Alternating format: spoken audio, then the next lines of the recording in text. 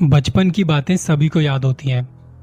खासकर वो डरावनी बातें जब आपको लगता है कि कोई खिड़की से झांक रहा है, आपके पलंग के नीचे है कोई। कमरे की लाइट बंद होते ही लगता है जैसे जैसे कोई मेरे पास बैठा है। ऐसी ही एक कहानी है एक लड़के की।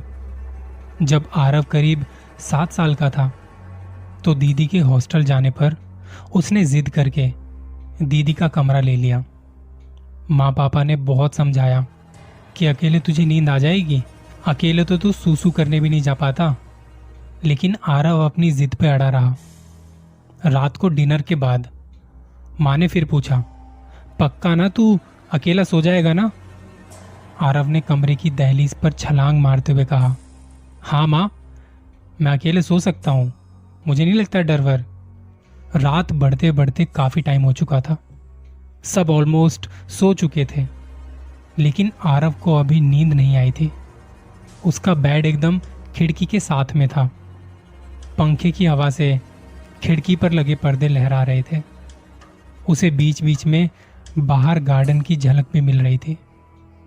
काफी देर तक यूं ही चलता रहा और एक बार जब फिर से वो पर्दा खिड़की से हटा तब बाहर गार्डन में लगे एक झूले पे ऐसा लगा जैसे वहां पे सफेद कपड़े पहने हुए कोई बूढ़ी सी औरत वहां पे झूले पर झूल रही है। ये देख के आरव का दिल अचानक बहुत जोर से धड़कने लगा। पर्दा थोड़ी देर बाद या कुछ सेकंड्स के लिए ही वहां से हटा था, तो उसे बस एक झलक दिखाई दी थी, और जब दोबारा पर्दा हटा तो वहां कोई नहीं था। ये देख के आरव को थोड़ा सा चैन आया। उसे लगा शायद मेरा वहम होगा, मगर कुछ ही सेकंड्स बाद जब दोबारा पर्दा हटा तो उसने देखा कि वो सफेद कपड़ों में जो कोई झूल रहा था वो अब झूले के आगे खड़ा है और आरव की तरफ ही देख रहा है। ये देख आरव को डर के मारे पसीना आने लगा। ये देखने के बाद उसने खुद को सिर से लेके पैर तक पूरा ढक लिया, और अब इस सन्नाटे में उसे अपनी सांसें तक सुनाई दे रही थी।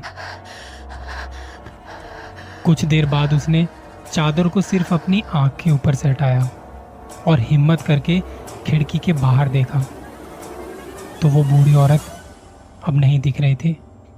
लेकिन आरव ने जो देखा था उसे सोच के वो अभी भी डरा हुआ था। उसने फिर से खुद को चादर से ढक लिया।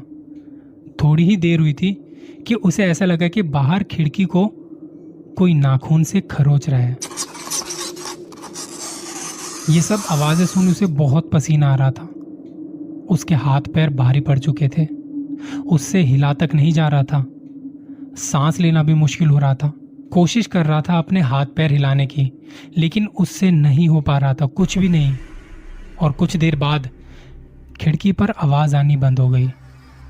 थोड़ी देर तक वहां एकदम शांति रही। इस डर से कि आवाज नहीं चली जाए वो सांस भी धीरे धीरे ले रहा था। तभी अचानक से कमरे में किसी के चलने की आवाज आने लगी। अब तो डर के मारे आरव का रोना ही निकल गया, लेकिन उसने कोई आवाज नहीं की। कदमों की आवाज उसके बेड के बिल्कुल पास से सुनाई दे रही थी। आरव का गला सूख चुका था। थोड़ी देर बाद अब ये आवाज भी आनी बंद हो गई। आरव अब बस यही सोच रहा था कि किसी तरह बस जल्दी से सुबह हो जाए और मम्मा पापा मेरे कमरे में आ जाएं। काफी देर हो चुकी थी और कोई आवाज या कोई हलचल अब सुनाई नहीं पड़ रही थी। आरव ने हिम्मत करके चादर अपने मुंह से हटाकर खिड़की की तरफ देखा तो वहां कोई नहीं था। तभी उसने सोचा कि अब भागकर मम्मा पापा के रूम में चला जाता हूं। लेकिन जैसे ही उसने बेड से उतरने की कोशिश की, वो नीचे उतरने के लिए देखा, खड़ा हुआ तो उसके रोंगटे खड़े हो गए। बेड के नीचे से 2 हाथ निकले हुए थे और उन हाथों से खून टपक रहा था। आरव की ये देखते ही चीख निकल गई। चीख पुकार सुनने के कुछ ही देर बाद मम्मा पापा कमरे में आ गए तो आरव ने उन्हें सब कुछ बताया। वो रो रहा था, उसका शरीर कांप रहा था, मगर उन्होंने कहा कि कोई डरावना सपना देखा होगा तूने। आरव मम्मा पापा की बात मान गया कि शायद उसने कोई सपना देखा होगा, पर खिड़की के कांच पर वो खरोच के निशान कुछ और ही कह रहे थे। खैर, उसके बाद से आरव कभी अकेला नहीं सोया। आज इस बात को कई साल बीत चुके हैं, लेकिन आज भी उसके दिमाग में वो रात एकदम वैसी की वैसी बसी हुई है। डर वो नहीं होता जब लोग हमें डराते हैं, असली डर वो होता है जब हम सच में डर जाते हैं। अपना ख्याल रखिएगा।